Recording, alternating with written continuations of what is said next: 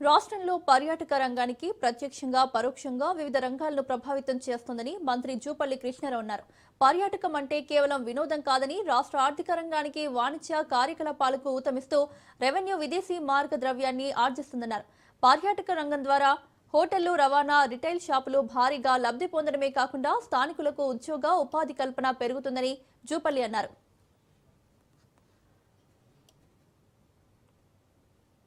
పర్యాటకం అంటే బేసిక్ గా అంటే చుక్కాని రాష్ట్ర ఆర్థిక ప్రగతికి అట్లాగే ప్రజలను వివిధ రంగాల పట్ల ఆకర్షణ చేస్తూ మానసిక ఉల్లాసం వికాసం కూడా ఒక భాగం. ఇది రకరకాల వాణిజ్య కార్యక్రమాలకు, నిరుద్యోగ యువతకు ఉద్యోగ అవకాశాలు, ఉపాధి అవకాశాలు కల్పిస్తూ రాష్ట్రం యొక్క ఆర్థికంగా రాష్ట్రానికి ఊతమిచ్చే కార్యక్రమం. సో తద్వారా అంతిమంగా సమాజంలో అన్ని వర్గాల ప్రజలు సంతోషంగా ఉండాలంటే ఇది కూడా, ఈ టూరిజం కూడా అత్యంత ఆవశ్యకం, చాలా ఇంపార్టెంట్. ఈ టూరిజం డెవలప్మెంట్ లో భాగంగా ఇది డెవలప్ చేయాలంటే గడిచిన దశాబ్దాల నుంచి అసలు ప్రపంచంలో చాలా దేశాలు టూరిజం పైన ఆధారపడి వాళ్ళ యొక్క purchasing capacity only basing on tourism. There are many countries పెట్టుబడులు ఆకర్షించి వివిధ ప్రాంతాలను అభివృద్ధి చేయడం.